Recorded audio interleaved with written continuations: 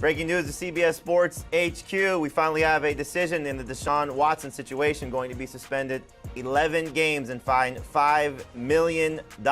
We finally have a resolution to what has been the saga regarding Watson's situation. Initially given a 6-game suspension, but the NFL and the NFLPA agreeing to overturn that initial suspension. Now going to be suspended 11 games. And we know now Watson will return for week 13 to face, shockingly enough, his former team, the Houston Texans. This is Fantasy Football Today. Welcome to the show. I'm Jamie Eisenberg. That's Dave Richard. Joining us is Heath Cummings as we see the Watson schedule there, the Browns schedule there. So, guys, as we now know, Deshaun Watson going to miss the first 11 games of the season, going to play the final 6 games of the year. Can you even draft him? I can if I'm in a draft that has over 200 picks. That's how far he's going to fall because I don't want to spend a bench spot on a player who I can't use for literally the first 12 weeks of the season. You're practically in the fantasy playoffs by the time Deshaun Watson is eligible to play. Now, the flip side of that is thinking you could have Deshaun Watson as your quarterback in the fantasy playoffs. That sounds good, but you better have a lot of bench spots if you're going to take that chance. I can't take him with a pick in the 150 range, 160 range, 170 range, 180 range. Out. Not doing it. You can find other quarterbacks. 200th or later, I'll take a chance on him. Heath, when you look at Deshaun Watson and what could be at the end of the year, assuming he doesn't go drafted, we saw the first preseason game clearly did not look great, but we hope will be a little bit of a better player by the time he gets back on the field, if that's even possible. But will you be looking at him maybe as somebody that could help you in the fantasy playoffs? He is somebody that if he's on the waiver wire, probably is around week 8, I would be looking to pick up. But I do think that there's a little bit of reason for caution. The fact that he's going to come in week 13 of the NFL season. Everybody else is in midseason form, and he might need a couple of weeks to get going. Maybe by the time he gets to your fantasy playoffs, then you're good to go. Definitely someone I'd want to have on my bench once we get to that point. But I agree with Dave. It would probably be in the pick 180 range before I would be considering him. Jacoby Brissett going to start for the Browns. At least that's the plan right now. We don't know if they're going to make another move. Maybe Jimmy Garoppolo, maybe some other quarterback becomes available. But clearly it impacts what's going to happen with the rest of the Browns' skill players. And we start with the running backs there. When you look at Nick Chubb, you look at Kareem Hunt, obviously 2 guys that are going to be very fantasy relevant. Chubb going probably somewhere at the back end of round 2, beginning of round 3, depending on the format that you're in. Kareem Hunt, more of a mid-round pick as the number 2 running back there, but clearly has the ability to be a starter. So, Heath, what's your assessment of the running backs now that we know the situation with the quarterback? I didn't move them too much. A little boost up for both Chubb and Hunt because I think this offense could be pretty good in the fantasy playoffs, and I was a little worried about what Jacoby Brissett would do to their touchdown potential early in the year. Still view Chubb as a low-end number 1 running back in non-PPR, a high-end number 2 running back in full PPR, and Hunt more of a flex or a number 3 running back who has big-time upside if something happens to Chubb.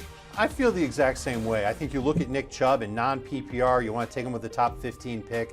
I think that works. Kareem Hunt will fall significantly farther than that. I think he's in that round 6-7 range in non-PPR.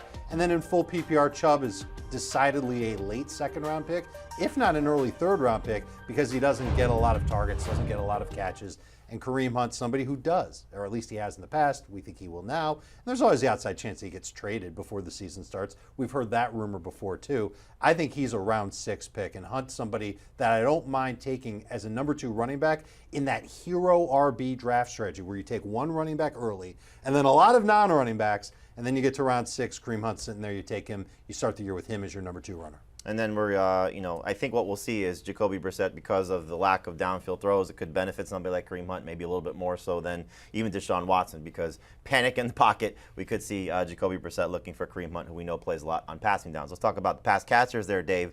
And so we have a situation of Amari Cooper joining the team after being traded from Dallas, Donovan Peoples-Jones, David Bell, Schwartz. They have, it's really mostly about Cooper, and then David Njoku with the tight end position. Where do you come out on Cooper? Where do you come out on Njoku? I'm not a fan of Amari Cooper. I'm out on Amari Cooper. I wouldn't take him with a top 80 pick. I know that he's been great for fantasy before, but that's when he was catching passes previously from Dak Prescott and Derek Carr.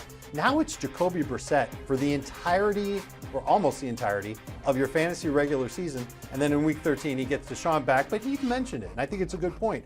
We don't know how ready Deshaun Watson's going to be when he comes back in. Is he going to be at full speed like everybody else in the NFL, or is he going to need some time to really get going?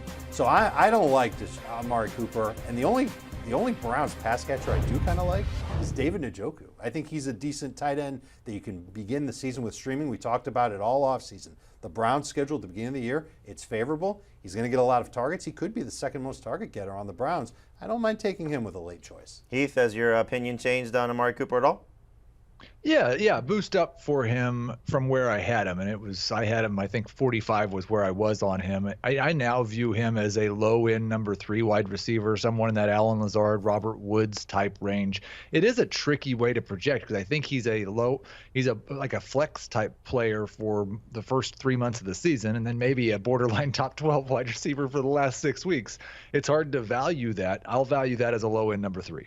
And it could be pretty just a heavy amount of targets for him just because of the guys around him, Njoku being the most accomplished guy, but you could just see Jacoby Brissett leaning on him again and again and again. Not going to be a lot of quality targets, but certainly a lot of volume there for Amari Cooper. So again, the news, Deshaun Watson going to be suspended, 11 games, fined $5 million. First game back will be week 13 against his former team, the Houston Texans. Don't forget to check out our Fantasy Football Today Draft-a-thon, Wednesday, August 31st, 6 p.m. to midnight, 6 o'clock to 8 o'clock. Eastern here on CBS Sports HQ. Rest of the night on our YouTube channel for our podcast. We will help you win your fantasy leagues. You will help us raise money for the St. Jude's Children's Research Hospital. Do you want a sports network that delivers everything that matters about the game? The highlights, the picks, the instant analysis, no yelling, no fake debates, no politics. Hit the subscribe button and never miss a moment.